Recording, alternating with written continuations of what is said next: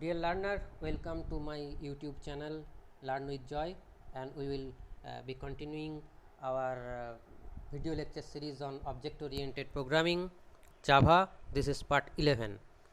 Now let us see, today we will discuss on input and output. We have already gone through the input from the command line arguments, so let we discuss command line arguments, as well as there are several kinds of input and outputs. The Java command line argument is an argument passed at the time of running the Java program. That is, we have already been discussed that string args, the array of strings through which we may give input through command line. The argument passed from console can be received in the Java program and it can be used as a input. We have already demonstrated this kind of features. So it provides a convenient way to check behavior of the program from the different values. I may pass more than one values as a command line argument. Okay, now the input streams. This is the most important part, that is the input streams. Whatever the input I am providing to the computer, to the Java program, that is called streams, and whatever the output we are receiving from the program, that is also stream. So an input output stream represents an input source or an output destination. A stream can represent many different kinds of sources and destinations, including disk files, devices, and the programs. I may take input from rather the program may take input from file, from device, from console, from command line argument, etc. Stream supports many different kinds of data, that is stream of bytes, stream of characters, primitive data types, localized characters and objects, date, time, etc. etc. Some streams simply pass on data, other manipulate and transform the data in useful ways. Now let us discuss more. All streams present the same simple model to programs that uses them.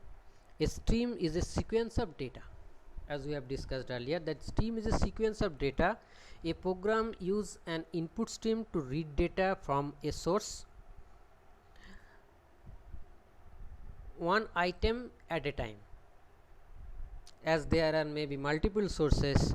So one item at a time, the input stream to read data. Reading information into a program, this is called reading information into a program. A program uses an output stream to write data to a destination, that is write data to our console window, write data to the printer, write data to file, etc. Writing informations from a program. Now if we see the input output streams, this is our several data sources. It may be console, it may be file, it may be disk, and the streams are going to the program, that is the program taking the inputs from the streams. And here it is, the program produce output, the stream, and the outputs maybe appear in console, the output may be in file, output to be stored in disk, and there may be printer, etc. And this picture is taken from the oracle.java document, the Oracle site, the owner of Java. Now the streams, there are mainly two type of streams we can see. One is byte stream, which is mainly for binary input output, and the character stream, which is for reading and writing character data.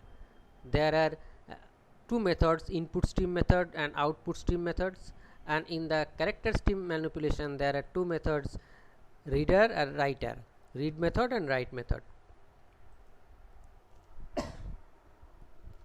Now standard streams. This is standard input. This is used to feed the data to user's program, and usually a keyboard is used as standard input stream and represented as system.in. Standard output. This is used to output the data produced by the user's program, and usually a computer screen is used for standard output stream and represented by system.out. We have used it earlier, the system.out.println, etc. Now there are another kind which also we have also been discussed, that is standard error. This is mainly used for exception handling. This is used for output the error data produced by the user's program, and usually a computer screen is used to standard error stream and represented as system.err.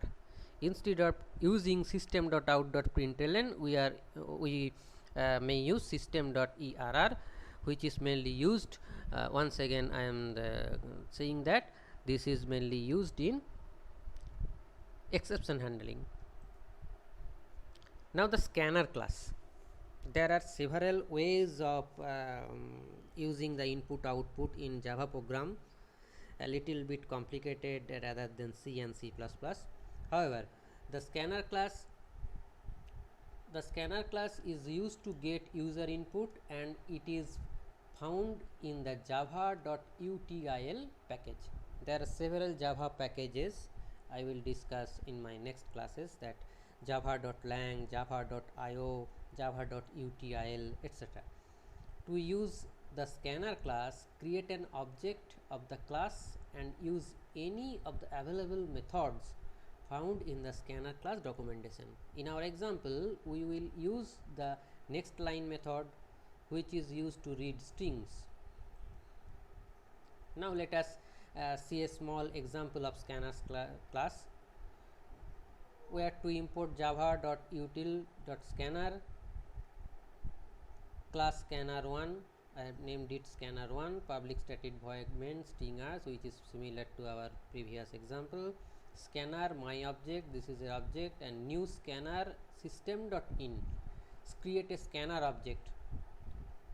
Here system.out.println, enter your name. The program will ask you enter your name, and after that string username. The user input should be converted to an object, username my object dot next line.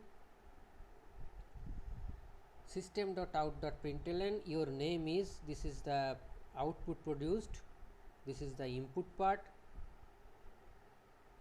and this is the output part, and the output will be look like this. Enter your name, you have to give your name. I have given my name Supratim Chakraborty, and this is the actual output produced by the program. Your name is Supratim Chakraborty. Now as I am discussing from the very beginning the application in BlueJ. So here BlueJ, this is the editor console, and editor I have written the same program here, and after getting compiled, by clicking compile, it will produce the output look like. Enter your name, you have to write, you have to type your name. Your type will be seen here, not here. Your type name will be seen here, and after that if you press enter, then this Supratim and your name is Supratim will be appeared. And here is a